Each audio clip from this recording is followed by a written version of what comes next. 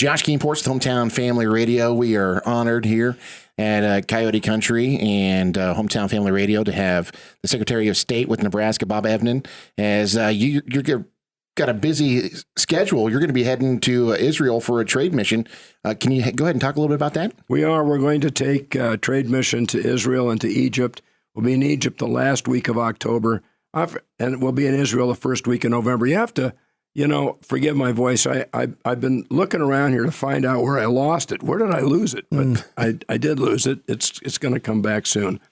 Yeah, we'll take a trade mission to Egypt and to Israel, and people can participate in one or the other or both. And we're really looking forward to that this fall. And one of the things that we kind of touched on outside of the recording a little bit was the tariffs, and Israel has seen a kind of a direct effect of the tariffs, and you're kind of talking about a little bit about that. Can you elaborate more? I mean, my advice to the nations of the world. I mean, we don't set federal trade policy here. Federal trade policy is set in Washington, D.C. It's federal policy. What we do is take whatever policies the federal government establishes, and then we live with them, and we try to promote trade. We promote international commerce on behalf of Nebraska businesses and farmers and ranchers. And so, but I have advice for the nations of the world that are tuned in right now. Are you watching me closely? Yeah. And that is, if you want to address the tariffs, the answer is follow Israel's lead. Follow Israel's lead. Israel dropped the tariffs to zero. Israel's tariffs on U.S. products are zero. And you'll see what happens then. Then the tariffs on Israeli products will drop to the same level. And that is what I believe this administration is seeking, is a fair, level playing field. This isn't the first time we've seen tariffs. And, Nebraska farmers, for example, there's impact with things that are put in policy that happens in Washington. But sometimes it's necessary things for a desired outcome. Well, the one thing that I learned in Trump 1.0, when the tariffs were put on during his first term, and those were retaliatory tariffs against American agricultural products, and it affected Nebraska, the Nebraska ag community. Because I never heard a word of complaint from anyone in the Nebraska ag community at that time. They realized that China was an adversary. They realized that we had to address China as an adversary. They respected President Trump for what he was doing, what he was trying to accomplish, and they were willing to sacrifice themselves in the best interest and for the betterment of this country. I was very, very proud of the Nebraska ag community, as I am every day anyway, but I never heard a word of complaint about it, even though this was not some abstract thing that they're talking about like they do from the offices in Washington. This is something that hit their pocketbooks, but they were with the president on this because they believed that he was addressing something important for this nation. I have a lot of respect for the Nebraska ag community.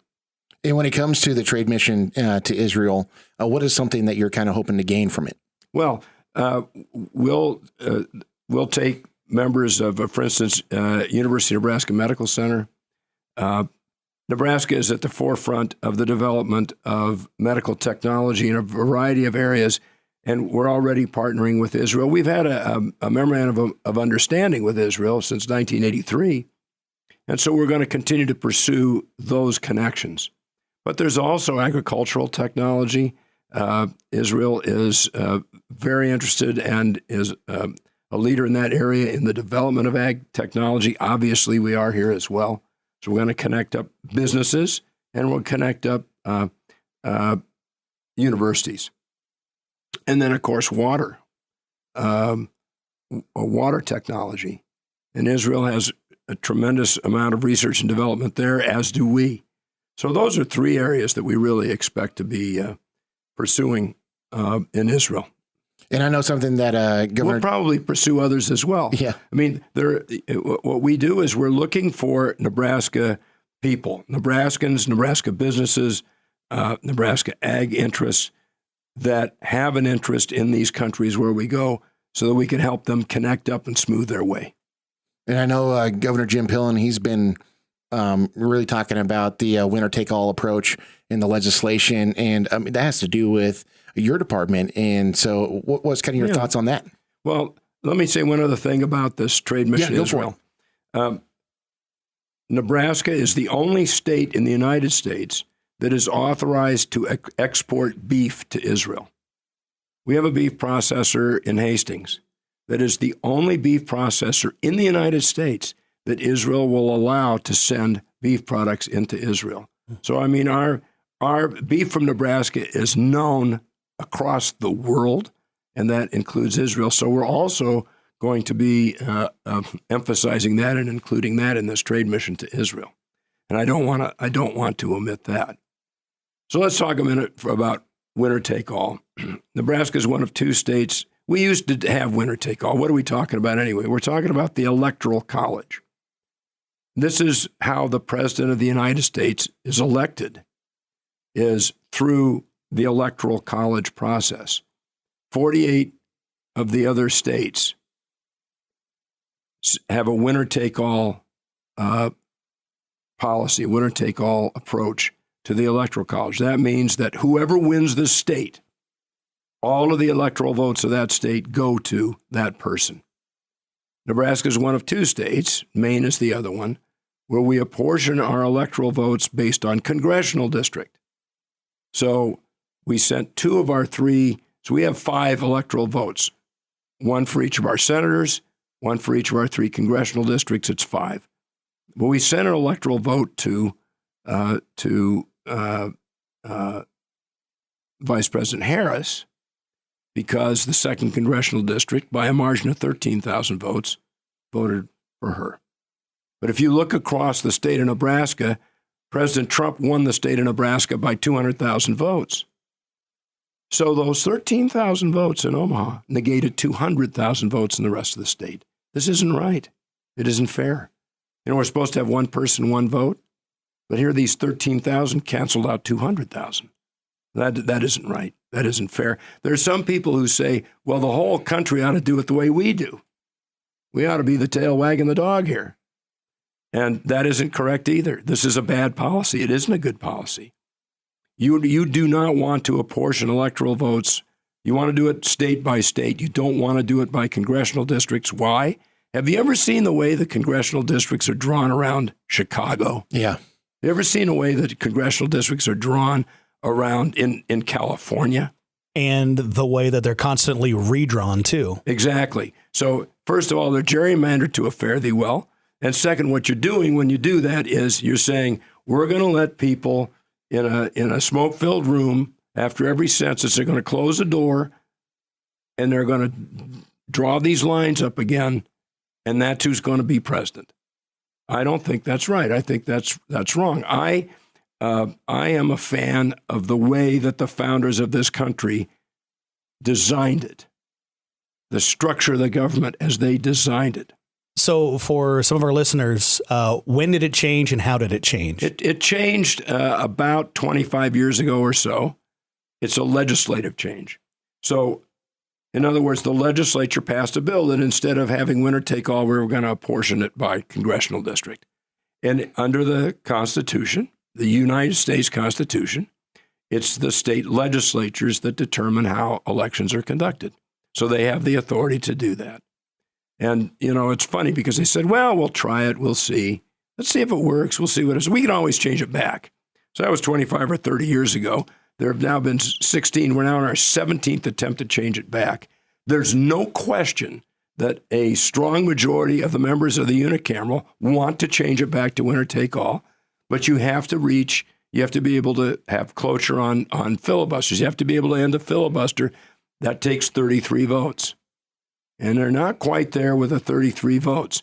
But there's no question this has been true for years, that the unicameral of the state of Nebraska wants to go back to winner take all. And as we look at the last presidential run, there were, as they call them, paths to winning. There was an actual path to winning that one electoral vote from Nebraska could have made that actual difference.